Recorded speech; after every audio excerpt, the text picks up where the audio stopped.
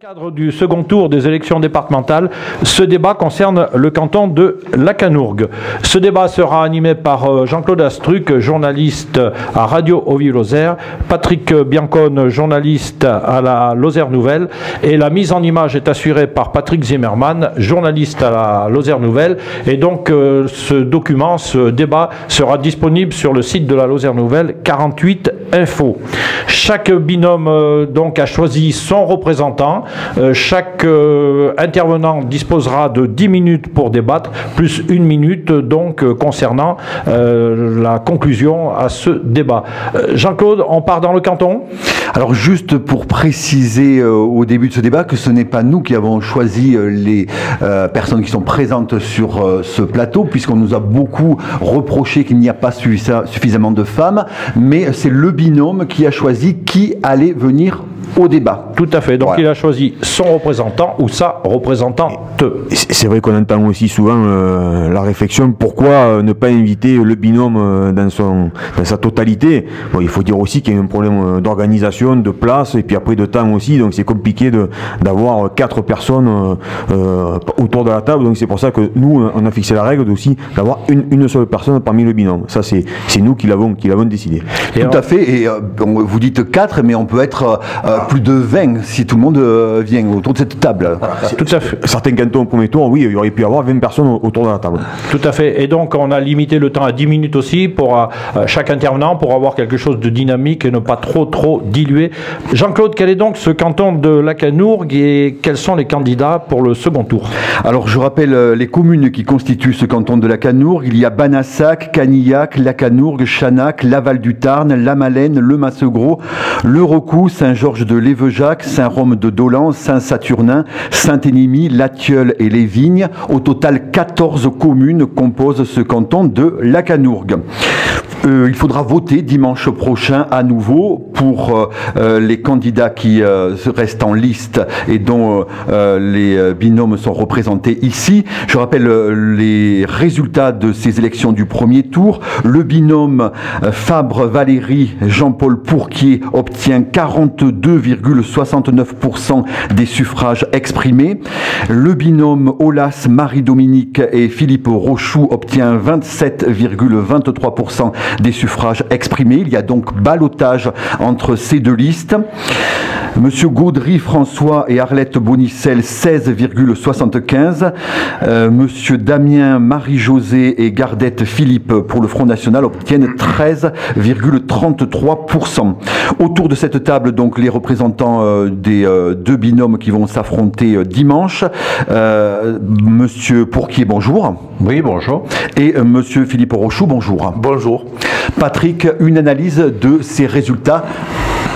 Bon, premier chiffre qu'on peut déjà divulguer, c'est celui de la participation qui a été vraiment énorme sur ce canton, puisqu'il y a 72,37% de votants, donc une abstention très faible par rapport justement au national, puisque l'abstention n'est que de 27,63%. Donc on voit que les électeurs se sont énormément mobilisés sur ce nouveau canton qui, bon, il faut le reconnaître, était un peu spécifique, puisqu'il y avait 3 conseillers généraux sortants qui se faisaient face, dont un est d'ailleurs éliminé, c'est François Gaudry. Donc on peut déjà attaquer de suite justement sur François Gaudry. Il vient de passer il y a quelques minutes dans ce studio et il a fait part de sa décision. Il ne donne aucune consigne de vote, considérant que Philippe Rochoux et Jean-Paul Pourquier font partie de la majorité départementale. Donc il ne demande pas à ses électeurs de s'engager ni pour l'un ni pour l'autre. Chacun fera ce que bon lui semble. Première question à Philippe Rochoux, est-ce que vous êtes un peu déçu de cette décision? Parce que quand même votre binôme c'est Madame Aulas qui elle est PS, donc la sensibilité de François Gaudry. On sait que François Gaudry bien évidemment est un homme de gauche. Est-ce que vous êtes un peu déçu de cette décision ou est-ce que vous y attendiez? Non, moi je respecte toute décision et tous les choix qui sont faits par les uns ou les autres. On l'a dit assez. Moi je crois que ça n'est pas un vote d'étiquette. D'ailleurs, on pourra en discuter, mais les résultats montrent que cette élection se passe au-delà des clivages et au-delà des étiquettes politiques. Et par conséquent, moi je n'ai pas de remarques particulières à faire sur la position, enfin, ou la non-position, disons, de François Gaudry sur le deuxième tour. C'est une bonne chose pour vous, Jean-Paul Porquier, cette décision de oui, il faut le reconnaître. Écoutez, bonne chose, je ne sais pas. Simplement, on dire ce que vous disiez, d'abord, très forte participation dans ce canton. C'est vrai que c'est sûrement lié au fait que nous étions 3 sortants sur ce canton. Il n'y en avait pas beaucoup d'autres, c'était le cas. Donc, forte mobilisation. Et nous réalisons, nous, un très bon score sur ce canton, parce qu'avec 4 listes en présence, au deuxième tour, c'était sûr, mais le score était moins évident. Donc, très bon score. Rappelez que le Front de gauche, effectivement, M. Gaudry fait lui aussi un bon score dans ce canton. Il loupe de peu la triangulaire. Et puis, je crois que l'association Modem Parti Socialiste n'a pas vraiment fonctionné, si on en croit le score qu'ils ont obtenu dans ce canton. Alors, la position de M. Gaudry ne me surprend pas du tout. Elle est logique avec ce qu'il a dit pendant toute cette campagne, voilà, puisqu'il a reproché à M. Rochoux cette alliance avec Mme Aulas, disant qu'il était à droite. Moi, pensant le contraire, c'est qu'il y avait une alliance avec la gauche et qu'il était à gauche. Donc il n'y a aucune surprise dans sa position aujourd'hui. Oui, il y a ce score aussi du Front National, il ne faut pas l'occulter, 13,33%, et en nombre de voix, ça fait 476. Bon, alors on va se poser pour tous les candidats de droite, alors est-ce qu'on fait un appel à ces gens qui ont voté Front National, bon, pour des personnes, pour la plupart inconnues, bon, dans ce canton, c'est vrai, Marie-Josée Damien et Philippe Gardette, personne ne les connaissait avant cette élection, bon, voilà, donc les gens quand même se sont prononcés, et je trouve 476 voix pour un canton comme celui de la Canourgue, je trouve quand même 13%, c'est un score pas anecdotique.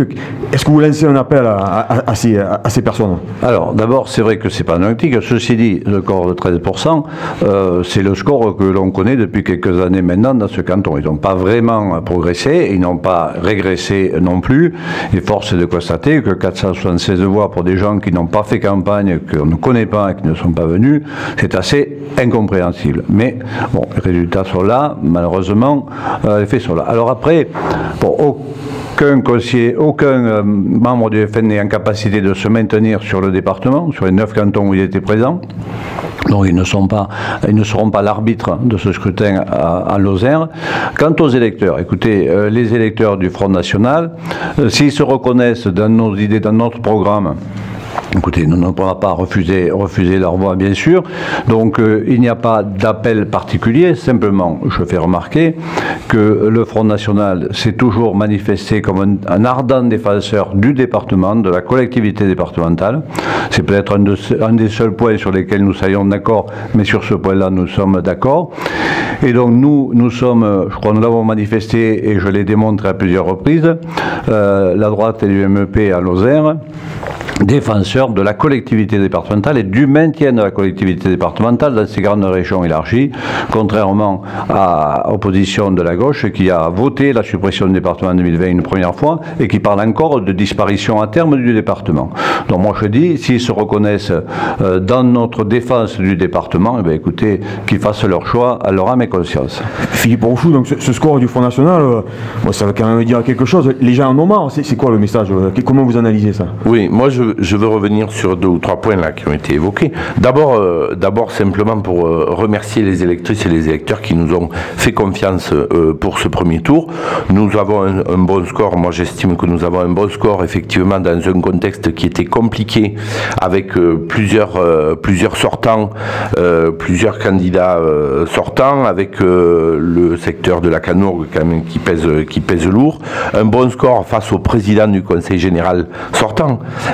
Donc je crois que le deuxième tour reste parfaitement ouvert. Il y a 550 voix d'écart à peu près, 550 voix d'écart, alors que il y a sur le premier tour les 2 autres listes ont réuni 1100 voix. Donc voilà, je crois qu'aujourd'hui rien n'est joué. En revanche, ce sur quoi je voulais intervenir, c'est que je ne peux pas laisser dire que je ne serai pas, et nous ne serions pas, mon équipe et moi-même, défenseurs du département. Je crois qu'on a assez exprimé notre attachement au département, notre attachement justement à un département qui se développe dans un cadre plus équitable, plus équilibré sur l'ensemble de son territoire. Donc je crois que aujourd'hui, dire aux électrices et aux électeurs qu'il n'y aurait que certains candidats qui seraient les défenseurs du département, je crois que on ne peut pas croire à cela, et en tout cas je pense que c'est un procès qui nous est fait, mais qui est un peu donc il est assez récurrent. Moi je pense qu'il est 13%, c'est un score qui n'est pas non plus extraordinaire.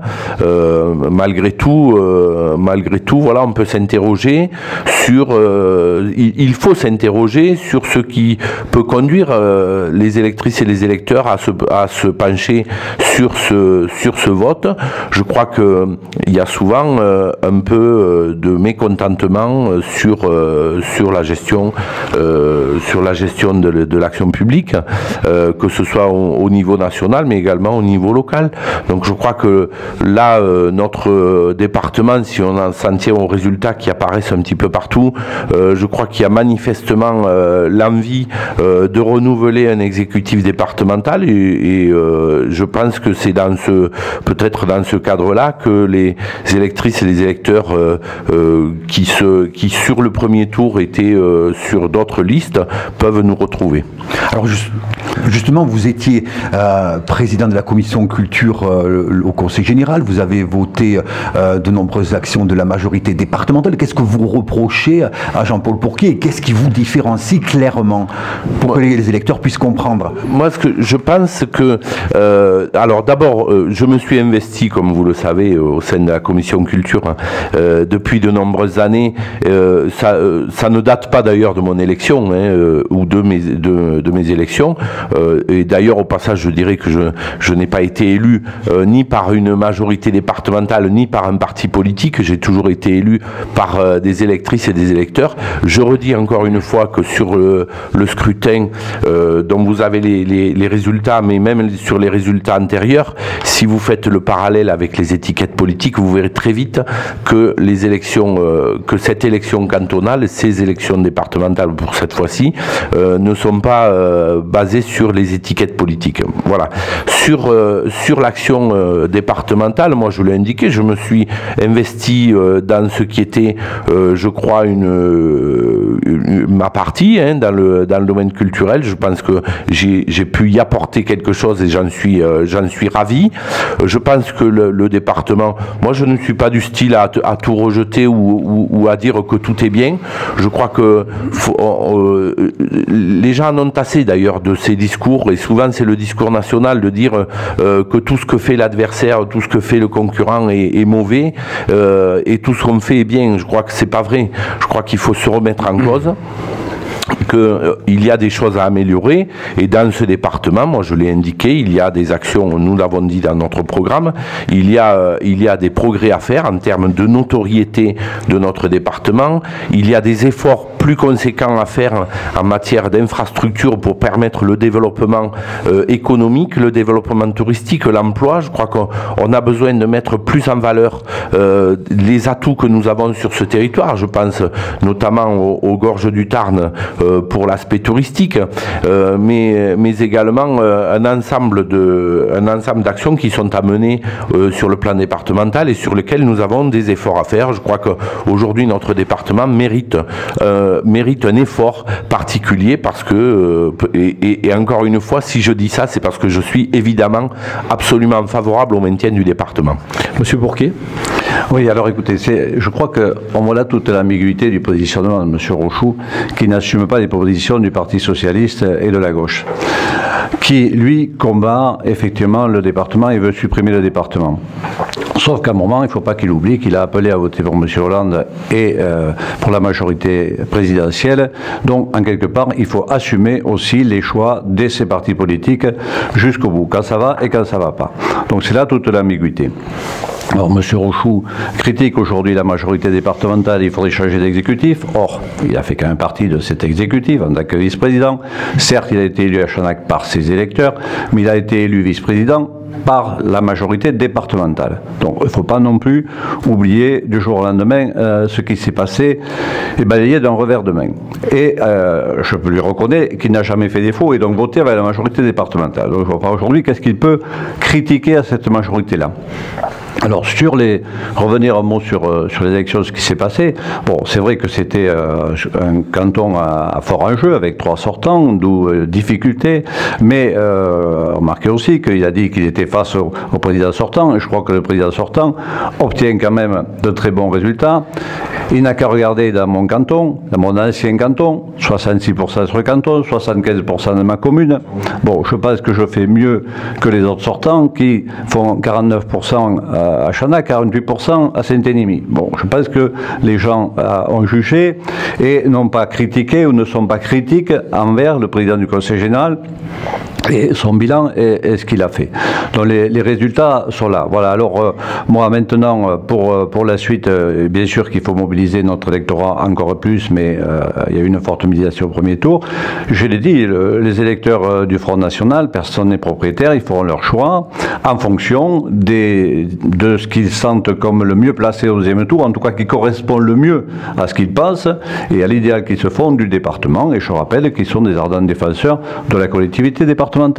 Jean-Paul Porquier, on vous a beaucoup critiqué, on a entendu sur le bilan de notre présidence au Conseil général, on a entendu même dans tous les autres cantons, on revenait toujours le bilan.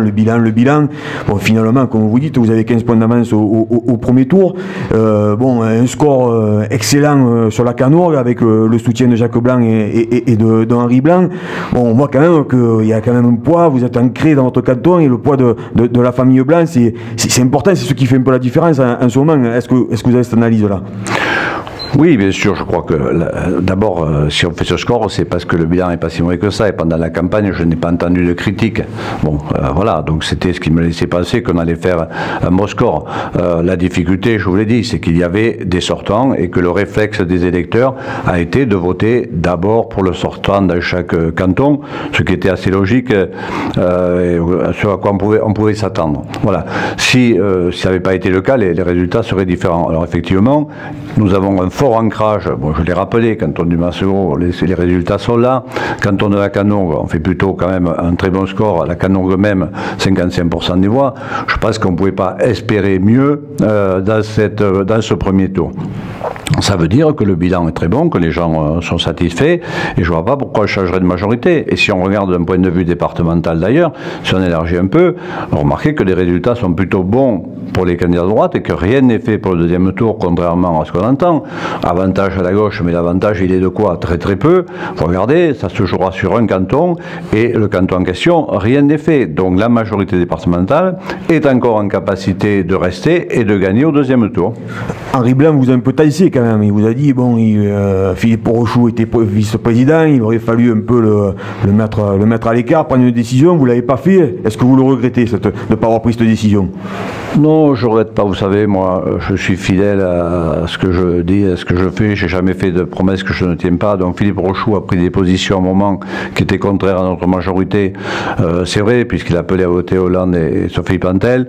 Bon, il a été exclu du groupe, parce que le groupe ça ne pouvait pas être autrement, mais moi je l'ai maintenu au Conseil général en tant que vice-président, et quand il me faisait l'autre jour un procès de démocratie, ou de ne pas un démocrate à l'Assemblée départementale pour ne pas avoir mis un conseiller général de l'opposition à l'exécutif, excusez-moi, je l'ai maintenu dans ses fonctions jusqu'au bout, je ne lui ai jamais retiré ses délégations, donc je crois que j'ai fait preuve là beaucoup d'esprit d'ouverture, et que j'aurais pu effectivement, mais je ne regrette pas ce que j'ai fait, je suis resté fidèle à mes engagements.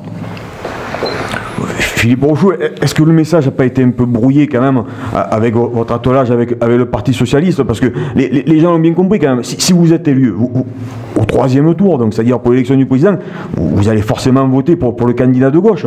Et donc on sait que le département peut basculer à gauche. Donc est-ce que le message des gens, c'est plus, là dans votre cas, c'est plutôt de dire, bon, nous on veut quand même un président qui est issu de la majorité de droite? Je crois que dans ce qui vient d'être dit par Jean-Paul Pourquier, ça illustre parfaitement ce problème de camp et de clan politique qui affecte notre département, qui pénalise notre département. Alors effectivement, j'ai indiqué qu'avant 2004, tous les présidents du Conseil général qui ont précédé Jean-Paul Pourquier faisaient en sorte que dans l'exécutif, il y ait des représentants de l'ensemble des sensibilités présentes au département. C'était le cas lorsque Jean-Paul Potier était président, lorsque Jeannine Bardou était présidente, lorsque François Braget était président, lorsque Joseph Copper était président. Tous avaient ce souci un petit peu de la représentation de l'ensemble des sensibilités du département au sein de l'exécutif.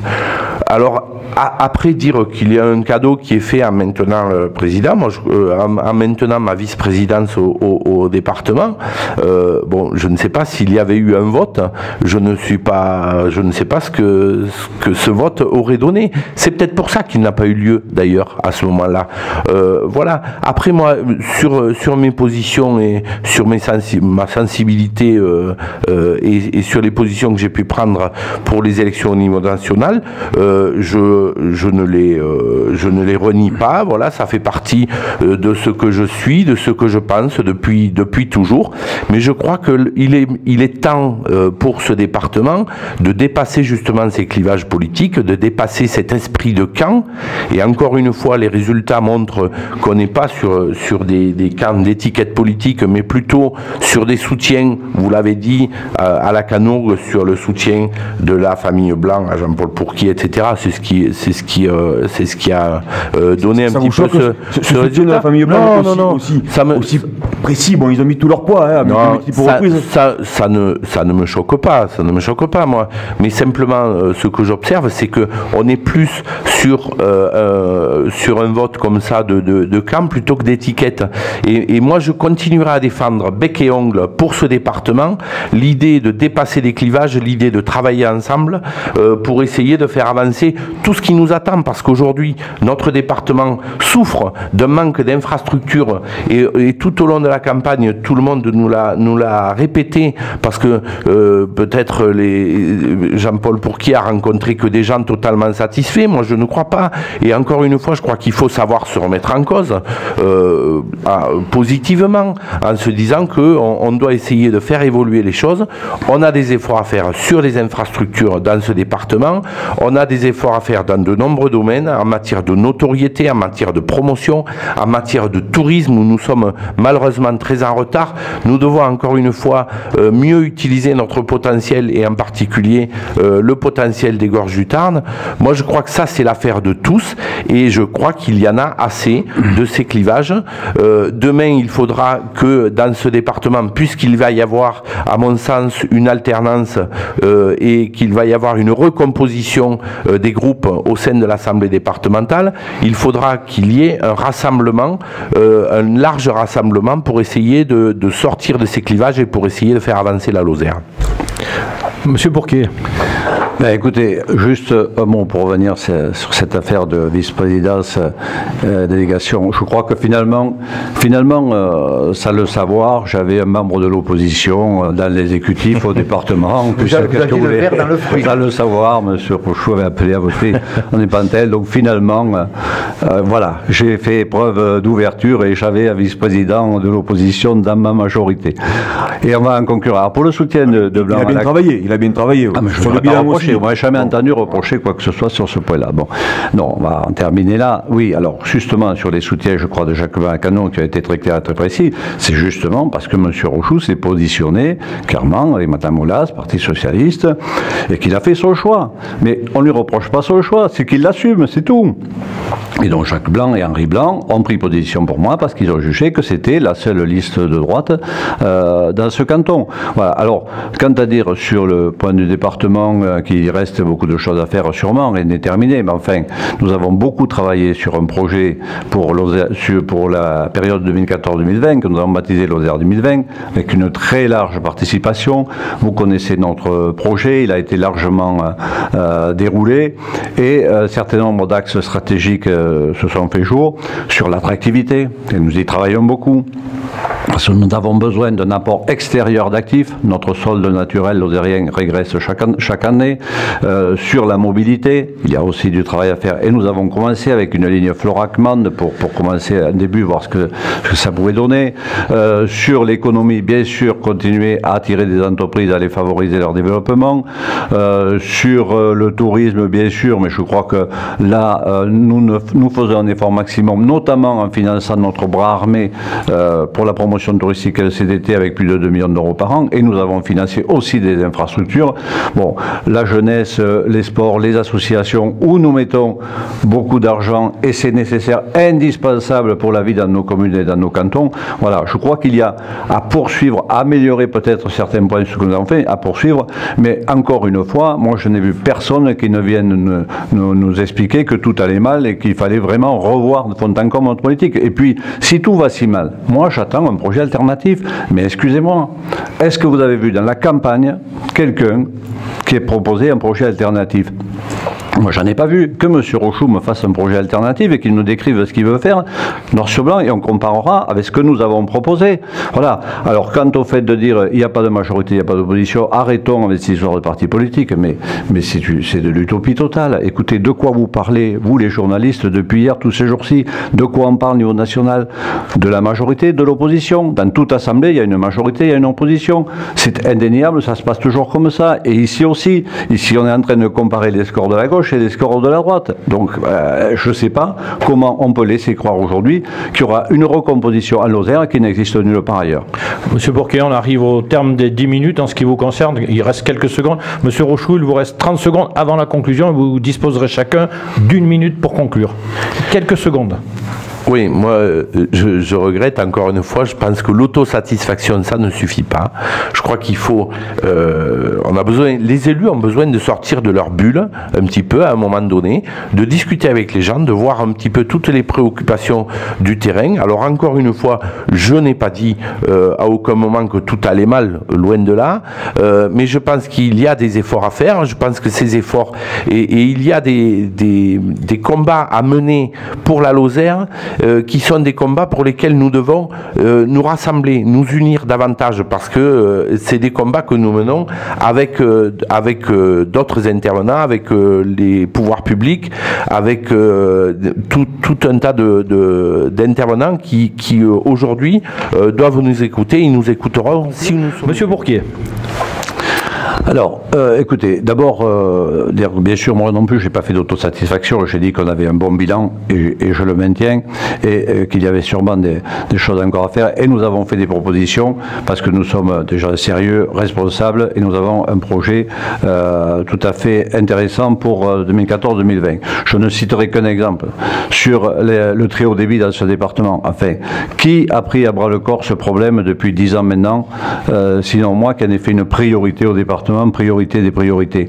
Je ne vais pas rappeler toutes les opérations qui ont eu lieu, mais qui nous permettent aujourd'hui de voir comment on va pouvoir amener le très haut débit, la fibre à l'abonné, d'ici 2020 à 80% de la population et 2025 à toute la population.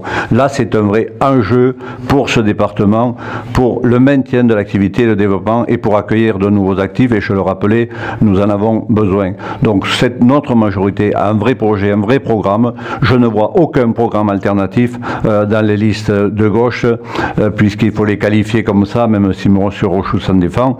Il représente aujourd'hui la gauche dans ce canton de la Canourgue avec Mme Aulas. Donc voilà, moi j'attends un projet alternatif. Alors pour ce qui est du 29 mars, moi j'appelle bien sûr toutes les électrices, tous les électeurs à se mobiliser parce qu'il faut voter. Il faut voter d'abord et continuer comme au premier tour.